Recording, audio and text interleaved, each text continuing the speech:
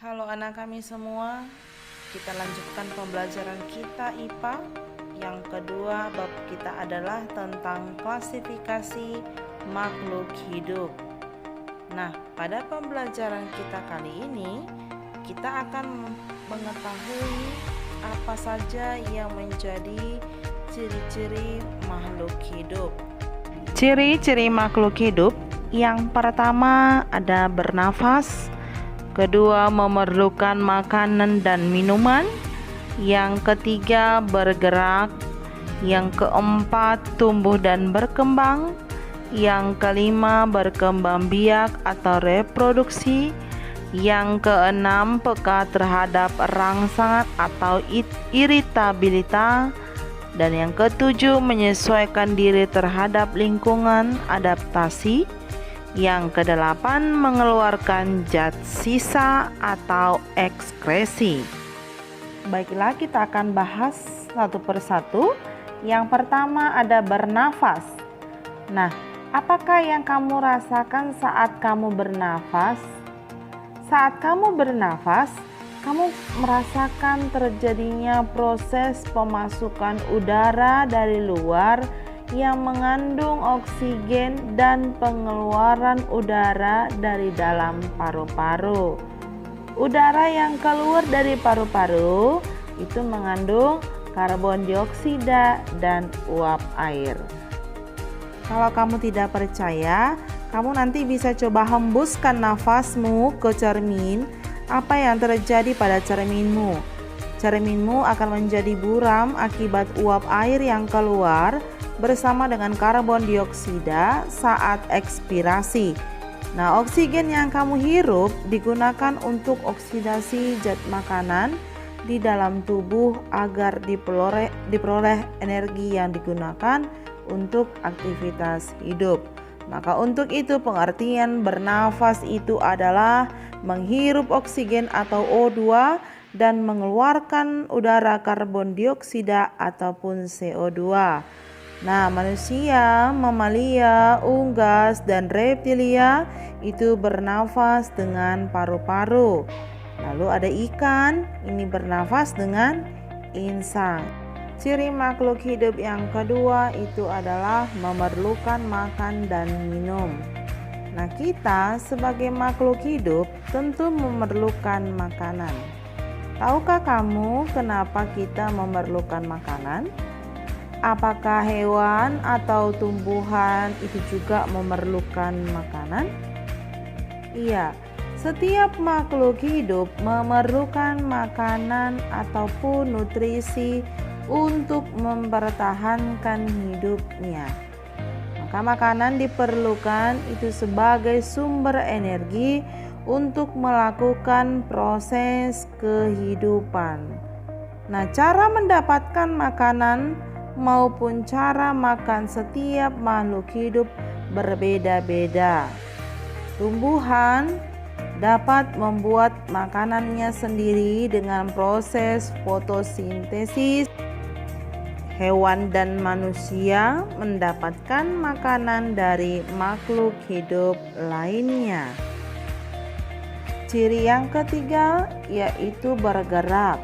Nah, bergerak adalah perpindahan posisi seluruh atau sebagian tubuh makhluk hidup karena adanya rangsangan dari luar.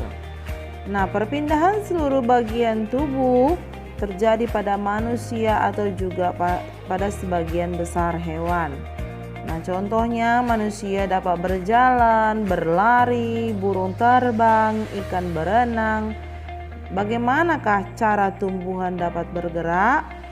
Ya, gerak tumbuhan hanya terjadi pada bagian tertentu, misalnya gerak tumbuh batang ke arah cahaya, gerak tumbuh akar sesuai dengan arah gravitasi bumi. Gerakan manusia dan hewan pada umumnya dapat terlihat jelas dengan berpindah tempat karena memiliki otot dan alat gerak khusus.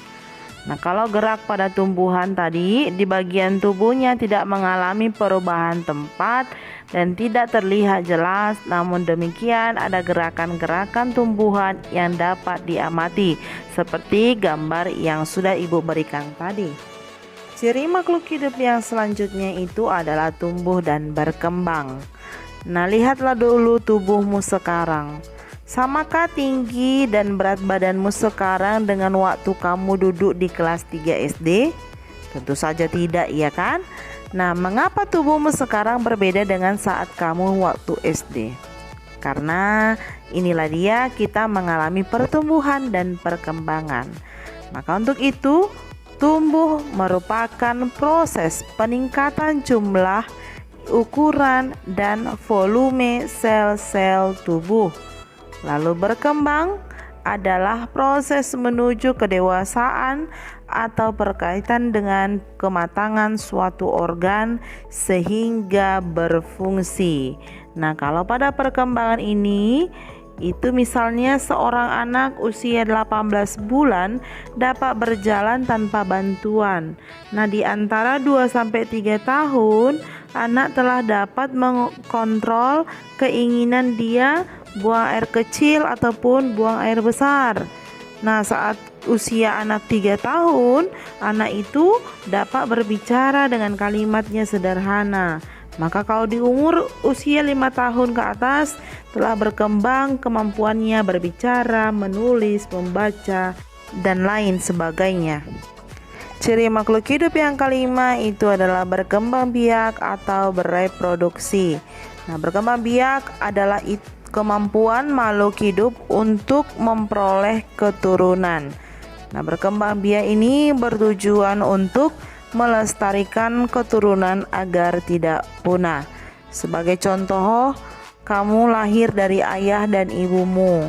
Ayah dan ibumu masing-masing juga mempunyai orang tua yang kamu panggil itu kakek ataupun nenek.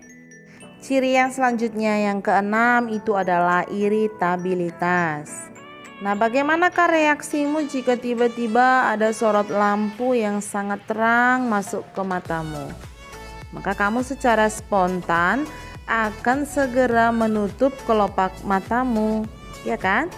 Nah, dari contoh itu menunjukkan bahwa manusia mempunyai kemampuan untuk memberikan tanggapan terhadap rangsangan yang diberikan. Maka kemampuan makhluk hidup untuk menanggapi rangsangan itu disebut dengan iritabilitas. Maka bentuk rangsangan itu dapat berupa sentuhan, baik cubitan, pukulan, baik suhu, bahan kimia, cahaya, suara, dan bau. Yang ketujuh, adaptasi. Nah, menurutmu apakah yang harus dilakukan makhluk hidup agar dapat bertahan hidup di lingkungannya? Tahukah kamu bagaimana cara kaktus mempertahankan hidupnya di lingkungan gurun? Kaktus selalu melakukan adaptasi terhadap lingkungan agar tetap hidup. Maka untuk itu, adaptasi adalah kemampuan makhluk hidup untuk menyesuaikan diri terhadap lingkungannya. Nah, ada adaptasi 3 macam, ada adaptasi morfologi, ada adaptasi fisiologi, dan ada adaptasi tingkah laku. Bagi makhluk hidup yang dapat menyesuaikan diri terhadap lingkungannya, maka ia dapat hidup lebih lama dan individu sejenisnya cenderung akan bertambah banyak. Tetapi bagi makhluk hidup yang tidak dapat menyesuaikan diri terhadap lingkungannya, maka akan punah. Yang kedelapan, ciri makhluk hidup itu adalah mengeluarkan zat sisa atau ekskresi. Itu adalah membuang zat sisa hasil proses metabolisme yang ada di dalam tubuh. Maka pada manusia dan hewan, zat sisa dapat berupa keringat, urin, empedu, CO2, dan uap air. Sedangkan pada tumbuhan biasanya ini berupa CO2 atau karbon dioksida dan uap air. Maka organ pengeluaran manusia antara lain yaitu adalah paru-paru. Paru-paru mengeluarkan CO2 dan uap air.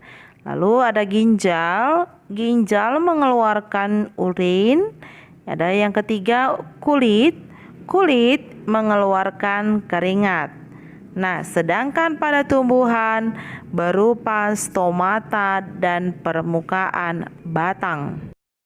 Demikianlah pembelajaran kita untuk bab yang kedua, bagian ciri-ciri makhluk hidup.